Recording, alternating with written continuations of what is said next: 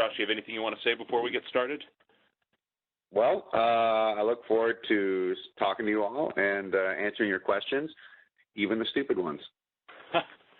All right. Well, let's get started here with some good ones. We've got a lot of great ones here that are very NJPW focused. The first one comes from Jim Barcelone with the Miami Herald, and he wants to know, is the feeling different when you're getting ready to fight or wrestle compared to getting ready to call a show? Oh, 100% different. When I'm getting ready to call a show, I basically just jazz myself up on a bunch of caffeine, stomp around the office, throw a few things, knock them over, and then climb right into my chair and go.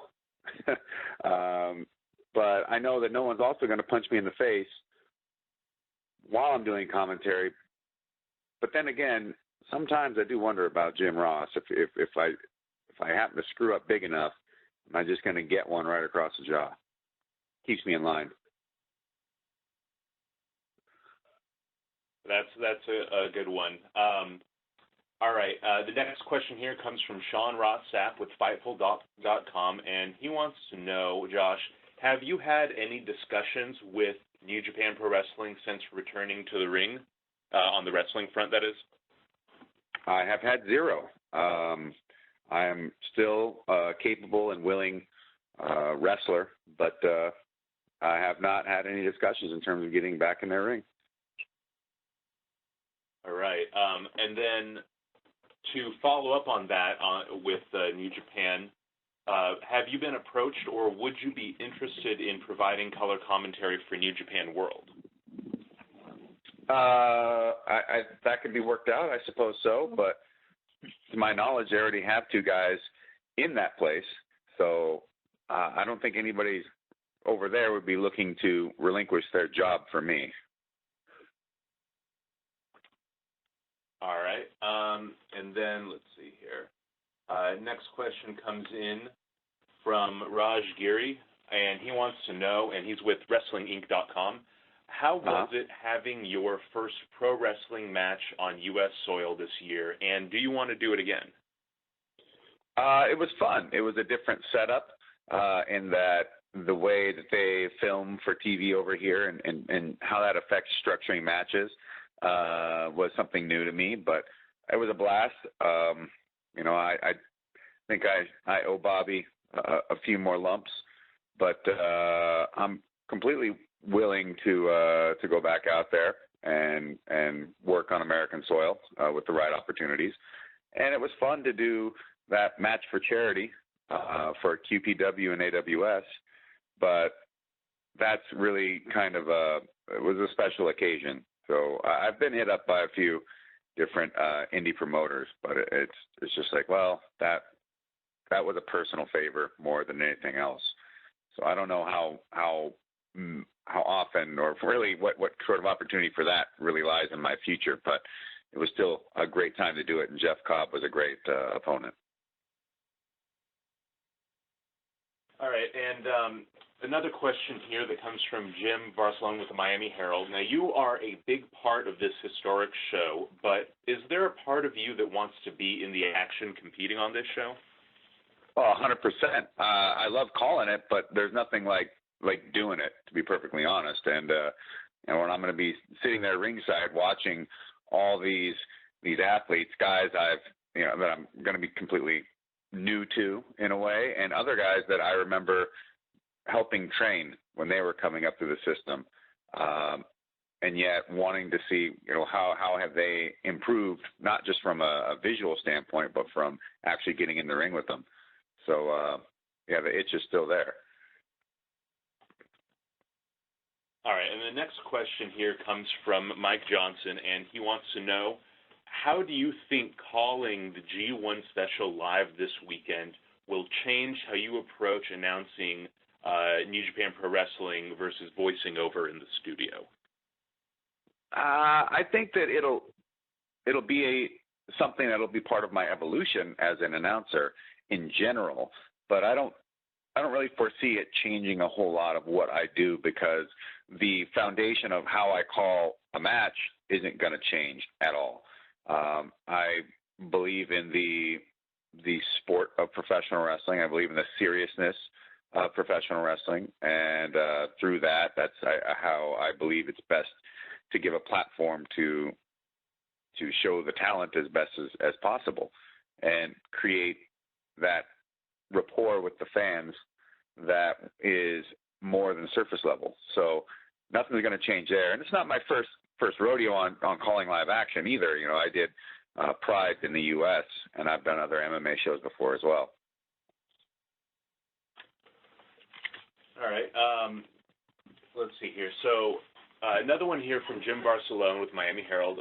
He wants to know, was it intimidating at first working with somebody of the caliber of Jim Ross? No, actually, I wasn't intimidated in the least, and I'm sure some of that had to do with the fact that I've known JR for quite some time, and I knew him for many years before ever working with him. Where, you know, I've had some students of mine go through the WWE and other people that I'm friends with working there. So through that relationship, I had met Jim many years in the past, and to be able to sit down and work with him finally, to be able to sit and also to be alongside a guy who I've been listening to behind the mic for so long in watching wrestling. It was just really more of an excitement than anything else. All right, and to touch on when Jim Ross came, Sean Ross Sapp wants to know, was there any transition necessary on your part between when you switched from working with Mauro to Jim? Some, as you know, they're both very different in how they call their action, and so it was just a matter of making an adaptation there.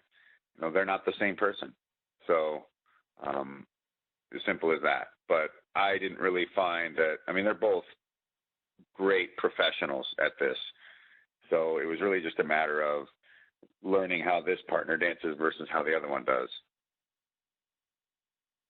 Great. And one question here, getting sort of into the nitty-gritty of your commentary. Justin Barrasso with SportsIllustrated.com says, your commentary on AXS TV is phenomenal, but your insight during Tetsuya Naito's matches are particularly insightful. What about Naito resonates with you? I never thought of it that way. Not sure. I just call it like I see it, and some of that is probably just a symptom of Naito giving me something to work with, or just perhaps even something that resonates with how you view Naito's matches. Maybe you're more in you have a higher rapport in terms of watching Naito. You feel more connected to it, and so maybe it stands out more. I always kind of thought that much of what I would say would be more like more enlightening towards like Shibata or Suzuki or Kushida. But you know, either way, and I'm super glad that it feels like there's some sort of illumination going on there, because adding depth to a story in the ring is our job, and that's one of the things I truly strive for. And you know, Naito gives me a lot to work with because he's got a great background. He's trained by Animal Hamaguchi, all the MMA stuff that he's done. You know, that's really sound, fundamental, basic stuff. And then just being a great wrestler and giving me so much to work with in terms of attitude, and you know, he's a heel. He's a rebellious heel that has a cool streak that has drawn a lot of fans to him. So I just sit back and call it, man. I call what I see, but I'll think about that in the future in terms of whether or not there's anything more particular about Naito than somebody else. All right. Next question here comes from David Bixenspan, and he wants to know, of the New Japan Pro Wrestling stars who you helped train during your run, as a wrestler for the company. Whose success has surprised you the most? Good question. I would say probably Goto, because I didn't really know where his evolution was going to head to. He's a very scrappy, aggressive, young amateur wrestler. At like 190 pounds as a young lion, and very eager, very hardworking. And then to see him evolve into this bruiser, this very technical but vicious bruiser over the years, it's like, wow, it's like the difference between being a boy and being a man. So that's been really, really pretty cool. Shibata always had a bit of a certain kind of spark that I could see, and he was further along when I was working with him in New Japan. But I paid attention to his evolution through his MMA stints, and watching how the influence from people like Funaki and Sakuraba and having those MMA matches had really helped mold who he would become. But yeah, I'd still say that Goto is probably the most surprising. Not that I thought that he didn't have it, but just to see where it went. All right, now talking a little bit of business here, John Pollock with the Fight Network wants to know, is there anything New Japan Pro Wrestling can learn from Pride's expansion into the U.S. market over a decade ago? And do you think there are any differences or similarities there? Yeah, they absolutely can learn a lot from it. One, to do it, which is what's going on here with Long Beach. By the time Pride expanded into the U.S., they had dragged their feet for so long, and they had wasted so many opportunities. But also trying to move in the MMA market and run their shows versus New Japan running their wrestling shows is different. There's going to be less resistance, and you don't have certain elements that can pop up that can impede your ability to do so, like that can happen in MMA. But the main thing is, I think that there are going to be some small hiccups, but those are just learning processes. And I think that for the next show, I think it's more important to bring more of the Japanese talent over as well, because the more something stands out as being something that you can only get from one source, in this case, New Japan,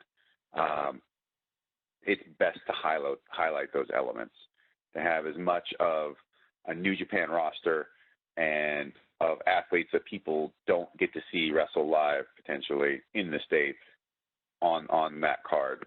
That's the one thing I would say. But otherwise, I think the fact that they are pulling the trigger and that they're doing things the way they're doing it, and not to try and go too, as long as they don't try to overexpand, I think they'll be all right. But the interest is clearly there, and so since it is, after this AXS show came about, and myself and Mauro and myself and JR have helped really boost this product out there into the American consciousness and help it gain a foothold in the States. By them moving forward with this live show is exactly the right kind of thing to do. Whereas, Pride was really making some waves in the U.S. and they sat around and they didn't move forward until it was really far too late. All right. Next question here, which kind of follows up on that, comes from Sean Radican with Pro Wrestling Torch, and he wants to know, what do you see in the future for New Japan in terms of growth in the U.S. and beyond? Can you say that again? Oh, yeah. What do you see in the future for New Japan Pro Wrestling, both in terms of in the U.S. and beyond? I see it continuing to grow. That's the main thing. And I see that, I think that expansion into the U.S., although it won't supersede what goes on in Japan. I mean, it doesn't, that's not realistic. But I think that the growth in America is actually going to help stimulate growth even in Japan. By their successes over here, it's going to cause more interest in the fan base in Japan back home. And so, if you see Tokyo Dome numbers get bigger on Wrestle Kingdom, I think that this is going to be a part of it. And so I really look forward to trying to help make that happen. Now, looking also as a follow-up to that from Sean, he says that AXS has played a part here in New Japan's growth, but now the stakes are bigger with a live show as opposed to taped content. In your opinion, what is it going to take this weekend to be a launching point for New Japan into other territories in the West as they look to expand their reach outside of Japan? Well, simply put, they have to have their product at 11, and they need to provide something, again, that I've been saying, that you can only get from them. They need to bring it's wrestling, which we have plenty of wrestling in the U.S., but we don't have New Japan Pro Wrestling, and that needs to really stand out. If they can do that, I think that the crowd is going to walk away wanting more. All right, let's see here. The next question comes from Jeffrey Harris with 411 Mania, and he wants to know, were the announcement of these events this event in the U.S. a surprise to you at all, or did you know that they were in the works for some time? Well, I mean, we're kept up to date about the goings-on of the company, but I still was surprised when it did come down the chute that they were going to do live shows, full-on New Japan shows. Most of my experience working with Japanese companies has seen them be very, very, very trepidatious about doing such kind of an expansion, and to hear that as their product here in the U.S. through us at AXS was growing so much that they were willing to move much more quickly into getting into the market with a live show, actually really impressed me, and I see that it's paying off. So glad that they did so, and hopefully this is just a really a sign of more of this to come. All right. Next question here comes from Raj Giri again with WrestlingInc.com, and he wants to know, how would you compare, now that you have watched and commentated on both, how would you compare the two Omega and Okada matches?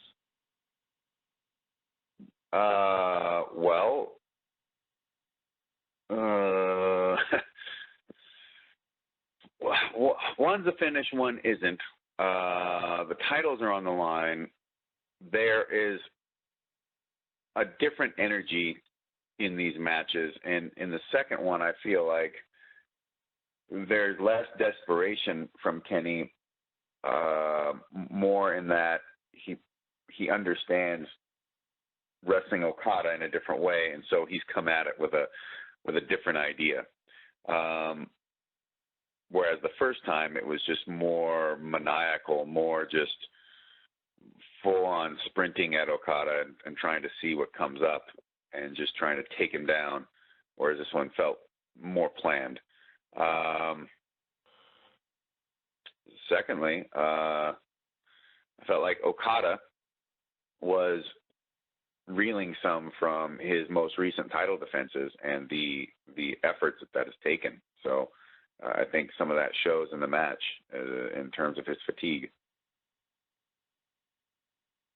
All right, and then another question about New Japan wrestlers coming here from Mike Johnson. He says, or he asks, whose improvement on the New Japan Pro Wrestling roster has been the biggest surprise when you saw them early on in their career? So kind of a piggyback on the other question earlier about who you trained with, but this is just looking at the whole roster since you've been calling. Naito's evolution since the very first sight of him as the face that he was when we first got into this product, and seeing him now as the head of Los Ingobernables de Japón has been really incredible. And that attitude change with that attitude change, his intent in the ring, and the moveset that has come with it has been fantastic. He's shining for a very, very good reason, and it's been really, it's really stood out. Also, to be perfectly honest, when Kenny Omega is being far more serious about his in-ring action, there's a night and day difference there too. It's like two completely different wrestlers, and that's it really impressed the hell out of me, especially seeing him versus Okada the first time, and seeing a match played so much more straight and seriously, and seeing that effort pay off. All right, now I've got a couple questions for you here about your own wrestling career. The first one comes from Raj Giri with Wrestling Inc., and he asks, your match with Hideki Suzuki was innovative and completely different from what you see today. So he wants to know, what was your thought process going into that match? My thought process for the match was just, hey, let's just go out and wrestle. You know, we're both Billy Robinson boys, so for us, it really was super easy. We just, okay, well, maybe I'll do this or that or what have you, and there wasn't any, like, set up for high spots. There wasn't anything like that. We just said, oh, let's just go wrestle, and we did. And that's not something that, you know, and I still train Suzuki. Every time I go back to Japan, I usually get a chance to spend some time with him and work on some things.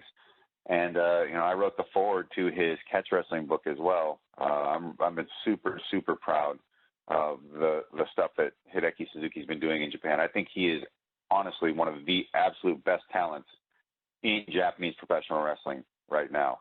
I know that there's a lot of people that aren't getting a chance to see him, and you know, he's not working a company nearly as big as New Japan, but in my opinion, he could be the IWGP Heavyweight title holder for sure. He's got tons of charisma, and his talent in terms of his wrestling ability is often even far better than the people he's working. But with Suzuki, it's a different thing. Like if I was to go out there and wrestle Davey Boy Smith Jr. or Tim Thatcher, there really wouldn't have to be much. It would just, what do you want to do? Okay, we just go out and wrestle. We'll just build a story right there on the spot.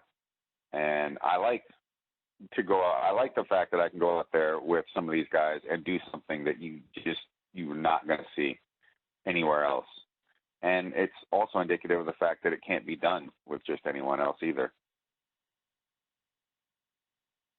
All right, and then to touch back on your match with Bobby Lashley here, Mike Johnson wants to know, were you disappointed in your relationship with Impact Wrestling in that it didn't lead to a longer run beyond the Lashley match? Well, yeah, I would have liked to have done some more stuff. I thought there was some other talent there that I could work some different matches with, and you know, for me, I hadn't been wrestling. I hadn't worked a match in some time, and so that whole thing came about quite quickly. And for me, after that match, I started thinking, all right, well, maybe let's start gearing towards doing more of this, and then nothing. But you know, I'm sure that they have what they have been planning out in terms of what was necessary for their product. So, you know, if it doesn't fit for them, I guess it doesn't fit for them. So as simple as that. And then just a quick follow-up there, Sean Ross Sapp wants to know, have you had to communicate with the UFC at all before accepting wrestling bookings? In the past, yeah, I have, at least just to keep them in the know. Because I think it's, you know, when you have a working relationship with someone, especially of this nature, you got to give them some heads up on things just to be polite. Because at the end of the day, we're all trying to work towards, while in different individual goals, we're still trying to be what we do is when we come together to be as successful as possible. That'd be pretty tough to do if I'm not being in touch with them. All right. Question here from David Bixenspan.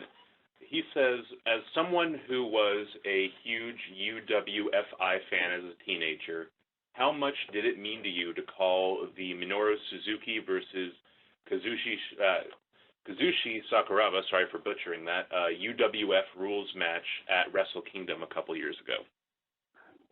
Yeah, I was excited to do so, and to be able to also call a match between two guys that are friends of mine. So I guess, it was doubly special in that way. All right. We've got a question here. Raj Giri from Wrestling Inc. says that with New Japan Pro Wrestling's popularity in the U.S. being at an all-time high, what would you like to see them do to get to the next level here in the U.S.? I would like to see some quarterly shows, I think, at the very least. I know they do talent exchange stuff with Ring of Honor, but I really do feel like their own standalone product is truly what's needed. I want to see them pay me and Jim Ross millions of dollars to keep our team at its tip-top best, because it takes a lot to keep all this running. It's the food and the training, and you got to go out and about and have drinks every now and again. I mean, this stuff all has to be taken care of. And then and the suits that we're going to need to wear on the weekend. You can't wear the same one twice. So keeping us fat and happy. But truly, I think that just by creating some sort of consistency, and they've had that with Axis and our show, but now with the success, especially with what I feel is going to be the success of these two shows coming up in Long Beach, to do quarterlies would be nice. That's just 4 shows a year. That's a lot to ask and a lot to do, but I think it'll really pay off. And maybe a development of their American talent in a more structured way, like maybe even potentially opening up a New Japan dojo in the U.S. to create some homegrown American talent for New Japan. And also it could be a great jumping off point for Canadian talent, any potential South American, Central American, what have you. All right. We touched on this a little bit earlier before, but Justin Barrasso had a question here from Sports Illustrated about your work with both Mauro and Jim Ross, and he wants to know if there's anything that you've learned, specifically that you've learned from Mauro Ranallo, and anything you learned from Jim Ross as a commentator. Well, the nice thing about both of them is we both believe in calling wrestling straight up. And, I went into this whole thing with the intent to not have any gimmick whatsoever in terms of being an announcer. I'm not a heel announcer. I'm not a face announcer. That's not my job, and that's not what I'm looking to do. I'm looking to just highlight the athletes as much as possible and call what's good, good, and call what's bad, bad. But with, I guess if I was to learn, with Mauro, I probably learned more about like the ramping up of excitement and the intensity of calling matches at times. With JR, I learned more about the much more smoother, subtle ebb and flow. But both guys were absolutely easy as hell to work with. Talking about Mauro a little bit here, Raj Giri from Wrestling Inc. Has asked, what are your thoughts on Mauro Ranallo going back to the WWE? And there's been another question from Sean Ross Sapp that kind of ties into this. Just what are your thoughts on his ups and downs with WWE? Well, if he's going back, he must feel that it is worthwhile to do so. And I don't know all of the details of everything that was going on with him at WWE. But if people are bullying him or messing with him or what have you, I mean, that's bullshit, and it's completely unnecessary. I know that can happen, but that doesn't make it right. And at the end of the day, your commentators, your wrestlers, the entirety of the company is all working towards the same goal of making the best product possible. So if you're antagonizing one of those sections, how are you making that any better in terms of creating a great product? So I'm definitely not on board for that. But if he thinks that that being at the WWE is what's best for him, and he sees the chance to continue to ply his trade there, then I have to trust his judgment. And so I'm glad that whatever was needed was worked out. Now we got a question here from Mike Johnson, and he is asking, since WWE has signed deals with Mauro and Jim since they were working with AXS, have you been approached at all by WWE? I have not, but then again, I'm a little bit of in a different position, I think, because I'm still under contract with the UFC, and I don't know, maybe perhaps they aren't as sure with me as they would be with someone like Mauro and JR. All right.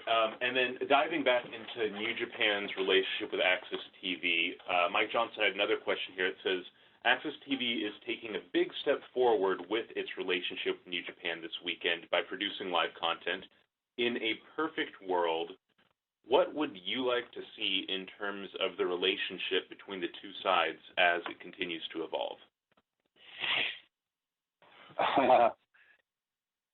There's a lot that goes into that that has zero to do with me, but I'm just hoping that it flourishes as much as possible. And, I feel like, we are their conduit to the U.S., AXS is. And so, this relationship has been very symbiotic. But we're the boots on the ground in the U.S. for New Japan, and we're out there proselytizing strong style to the American audience, and I would love for us to remain at the head of that as much as possible, because I think that we do the best job at that there is, and I don't see anybody doing a better job, period. With them coming to the U.S. and us calling the action live only makes sense.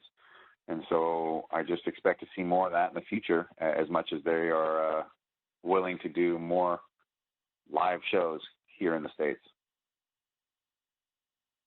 All right, now we couldn't do a call like this with you without having a couple of MMA questions in here. So the first one comes from Sean Ross Sapp with Fightful.com, and he says, or he wants to know what MMA fighters or wrestlers you think can make the transition smoothly to the other product.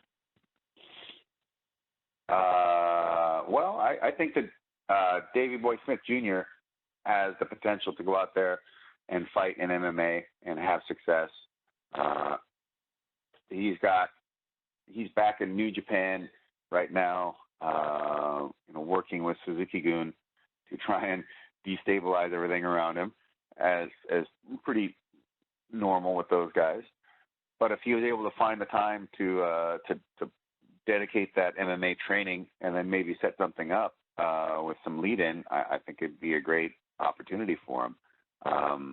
As for MMA fighters moving into wrestling, that I feel like is a much smaller window, but I believe Tom Lawler has been putting in efforts to transition into doing more wrestling work. And I can't think of too many heavyweights out there that are really even interested in such a thing. But I think that the big guys would be more valuable, as it seems like a bit of a rare commodity on the market in general. Is there anyone specifically you think would be fun to see in pro wrestling?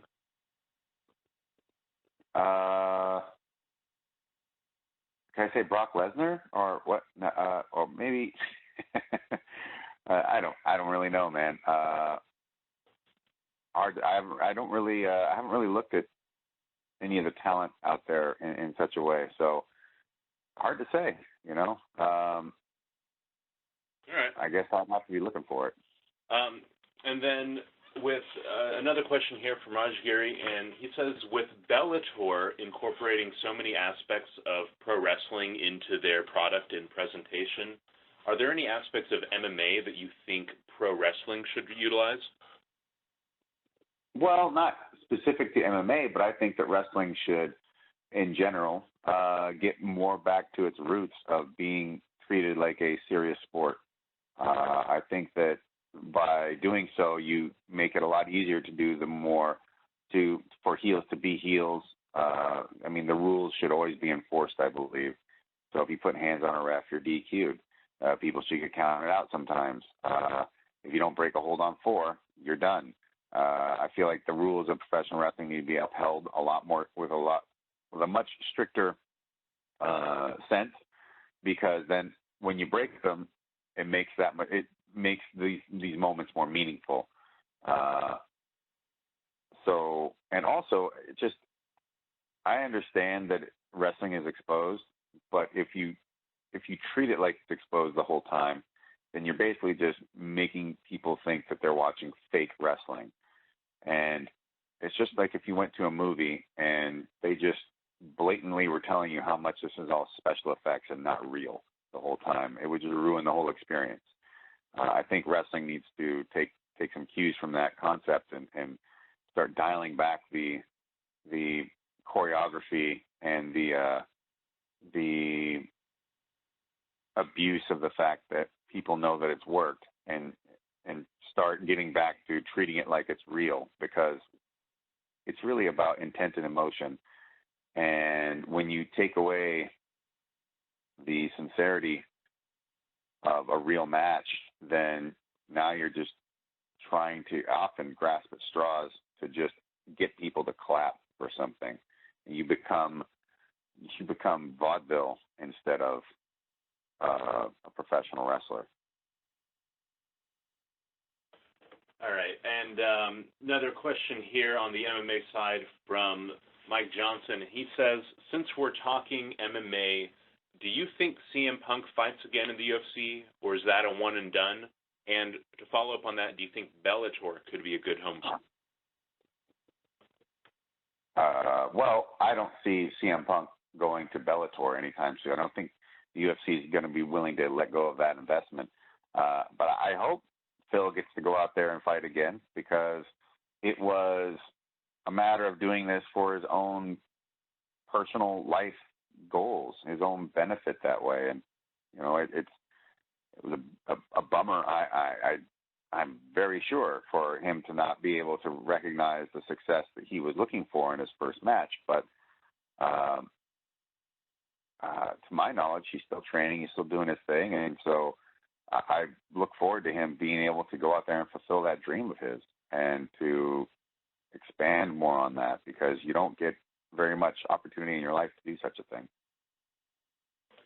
A question here from Jim Barcelone with Miami Herald to touch on the point you made about making wrestling believable again. He says, if you make pro wrestling believable again, do you think the big-time media will ignore it and bash it again? No, I don't think so. It's not a matter of trying to tell everyone that it's real. It's just a matter of treating it like it's real. That's the difference. And I think that it's a matter of, at this point, it feels like you're watching a magic show where the magician is telling you how the tricks are all done the whole time, which would honestly be infuriating and not fun to watch at all. I think it needs to go back to watching David Copperfield or Harry Blackstone or Doug Henning.